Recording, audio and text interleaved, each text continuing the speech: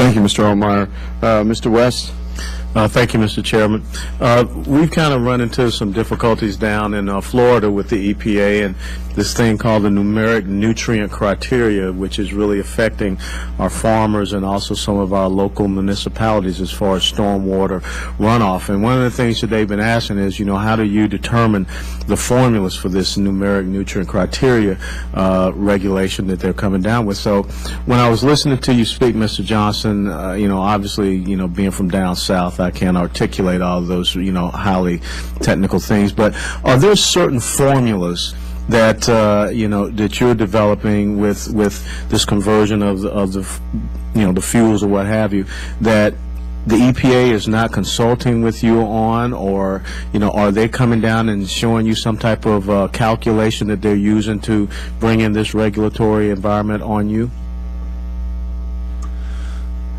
Mr. Congressman, interesting question. We have, there's obviously through the regulatory schemes, there's many different formulas that work into our decision making regarding regulatory compliance as well as listing our products. And a lot of them are based on historical data that in today's regime doesn't always necessarily apply. And what we would do with EPA is look at, for example, the isobutanol in the underground storage tank. When these regulations were made, there really was only one biofuel. And calculations for our biofuel is really straightforward. It's really a simple calculation. And EPA being able to take that and say, okay, there's more biofuels, there's more progress in the United States. I mean, small businesses are creating newer and newer materials. Being able to do that and move that forward would really help provide the American jobs and pull out foreign oil that is needed so desperately. Okay. Next question, and this can be across the board. Obviously, in a regulatory environment that is on steroids, there are increased costs to your businesses. So, how do you contend with these, rising costs? And we haven't even talked about some other things like health care.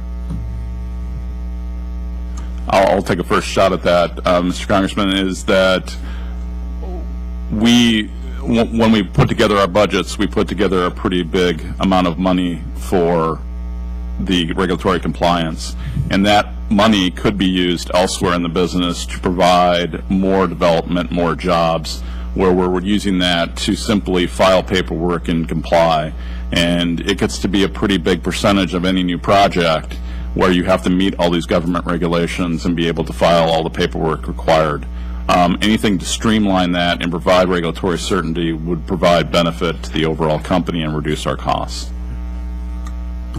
For a number of the companies in the coal ash recycling business, they're looking at not how to budget for the cost, but whether they're going to stay into business. If coal ash is declared a hazardous waste when it's disposed, and that stigma causes people not to want to use it for recycling applications, most of the businesses in our area, the folks who actually market coal ash and technologies for improving it, they're just going out of business. The users, the small businesses that rely on this material as a strategic building material, and they do. In many cases, coal ash actually improves the quality of the products it's used in. They'll just choose not to use it. And they'll go to other materials that have higher embodied energies and lower performance, but they'll just switch to other materials in order to avoid the potential liability risks or so forth through using this material. Congressman West, we spend millions of dollars every year on environmental compliance. We have full-time environmental engineers on staff. We employ environmental consultants to ensure our compliance and environmental lawyers. There's a good example of how this costs us money. We received a notice of violation a couple of years ago, and it was a paperwork violation. We hadn't violated any EPA rules, but our paperwork wasn't exactly correct.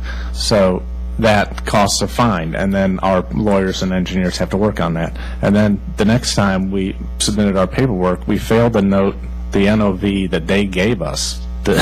And we got another notice of violation for failing to note the notice of violation that they had already given us. It's just silly, and it's all paperwork. We were operating well within our permits, so it just costs money chasing our tails. If I could ask one last question, Mr. Chairman. So if there was one golden nugget recommendation that you could give to us to press forward on, what would that golden nugget recommendation be from each one of you? From GVO's standpoint is to be able to provide regulatory certainty in this complex world we live in, and also to be able to talk to EPA and say, these are easy solutions that we're providing as a company. These aren't, we don't have to change the Clean Air Act, we don't have to change the 40 CFR. These are simple interior pieces in EPA that can be done that will assist a small business to be able to commercialize their product.